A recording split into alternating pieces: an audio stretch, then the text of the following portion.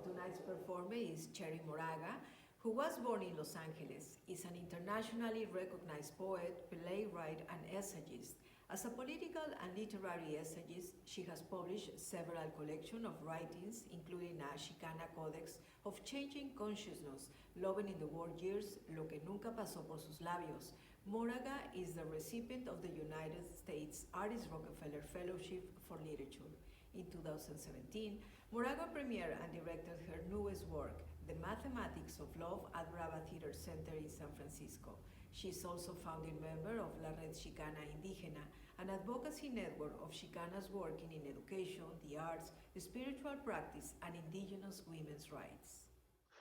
Hello, my name is Cherríe Moraga, and I have the privilege of spending a few minutes here with you and to be able to ask you to engage with me in my support of Brava Theater Center. I've had an association with Brava since as early as 1990, and Brava has produced several of my plays. And back in the day, Ricardo Bracho and I worked with a group of young queer kids of color and their allies, queer youth who called the Drama Divas, and we did shows and performances, and for like about 5 years.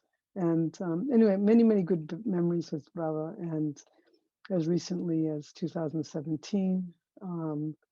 Brava produced Mathematics of Love, which is a play of mine based on fictionalized story based on my mother's Alzheimer's and a meeting with her in Malinche. So lots of storytelling going on in Brava, and mostly my purpose here really is to, I don't know, I think to encourage us, all of us as raza and as people of color and as feminists and as queer folk and all of that, to honor our institutions and support the institutions that are still doing the work. You know, Brava is a place that, not only still resides in the heart of the mission in the midst of all the gentrification, but also thrives. So this is my somewhat of just a small ofrenda to them in support of them and support of us. And also I was asked to bring up somebody that I felt reflected on some level the whole question of democracy, a woman. And it ends up being the same person that I was going to read about to you today, who is Elvira Moraga, who's my mother, who she was almost 91. She died in 2005. And what I want to say about her is that I can't say that she was the most democratic person I ever met, but she was one of the most ethical people I've ever met. And she raised me through all the contradictions that came out of her mouth and her own prejudices and everything else. She raised me to believe I had a right to be free. And to me, freedom is absolutely essential for us to be democratic. For us to have a democracy, we need to be free in our minds, free in our expression, free in our actions, that we need to understand our limits, and within those limits to find a way out of our enslavement, all of us. And so my mother, wasn't free, but she sure taught me something about wanting that and feeling like I had a right to it. So so I would dedicate this to her, and I'm going to read a section of my book, Native Country of the Heart, which came out in 2019, and then the paperback, it came out just last year. And it was a hard book to write, but this particular section I'm going to read is not so much about me as it's about my mother, and her seeing me seeing what I needed to be free, and having the courage to first see it, and secondly, to live a life in acknowledgement of what she saw in support of me. So if you have that, I think this fundamental way, it kind of allows you to do the work you need to do in your life, which I'm infinitely grateful for. So I offer this to you. Don't ask, don't tell. You're leaving with a secret. My mother's words grab me by the throat. The phone falls to my chest. I am 23 years old, and this is what I know of a black hole. Her statement foretells my exile. She is losing me. She knows it. And into the dark firmament of that silence, Elvira, the braver of us, has ventured. I can lie and continue on without her, or tell her the truth and what? My Echo Park apartment had been thoroughly vacated except for an overnight bag. It was my father's birthday, and I called my mother to let her know that I'd be arriving in the late afternoon for the family barbecue. For nearly 3 years, I had been spending less and less time with my family, and more time in the lesbian life of Los Angeles, Silver Lake, Hollywood, Venice Beach, Echo Park.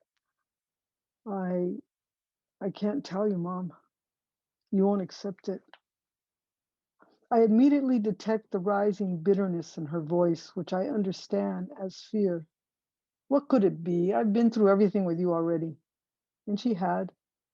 We both could run through the list of my transgressions since I started college.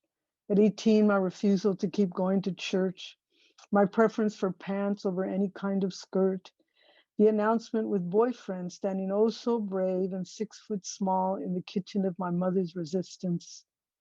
Cherríe and I are planning to move in together, he says. Elvira slams out of the room, unable to face the verdict of such scandal before the Moraga family jury. And then came the long cross-country trips with questionable female company. No, Mom, I say. The phone cord, a shrinking connection between us. This one is just too hard. And that's all I have to say. When a great wail erupts from her throat. No, mijita, she cries. No me digas esto. No, not that. No puede ser. She is dying. This is how it sounds to me over the telephone line. Her grief rips open my chest when I suddenly realize, no, it is me. I am the one who is dying. My mother's llanto tells me so. This is what La Llorona sounds like. There is no mistaking it. It is the cry of a mother mourning the loss of her child. But how is it I can be standing with the phone in my hand and be dying at the same time? I stare at the parquet floor. This is what I feared as a child, bolting doors and nodding off to an endless stream of useless prayers. That who I was would mean the end to all I knew as familia. I mourn the loss, not for myself, but for her. I'm sorry, Mama, I cry back. I am so sorry to hurt you. Suddenly there is a shift in her. It feels strategic. As my mother, she will try every tactic in her arsenal to protect her daughter from this path of heartbreak, to protect her daughter from abuse, from loneliness, from drug and alcohol addiction, from the sorrow she imagines such a life will bring me. She accuses others of influencing me. She accuses me of running around with the wrong kind of people. She calls me weak when she knows me strong, a follower when she knows I am a leader. Until finally she draws out the last weapon of her defense. How can you get satisfaction from a woman? She throws the word at me, satisfaction, a switchblade nastier than any pelvis thrusting Mick Jagger could conjure. And it is the best thing she could have said, because I had suffered too long and too hard for the right to love, and not even my mother's going to make me feel dirty for it. I would not abandon myself. It's none of your business, I say. She is silent. And into the aperture of that silence, I insert the truest thing I can think to add. Don't make me choose, Mama. Because if I have to choose between this life and my family, I have to choose my life. And then there is no more fight. I hear it through the quiet of the phone receiver. I wait until she speaks, all the fury in her voice gone.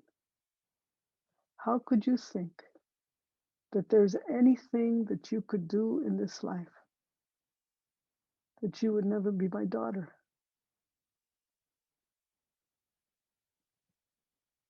And that's it.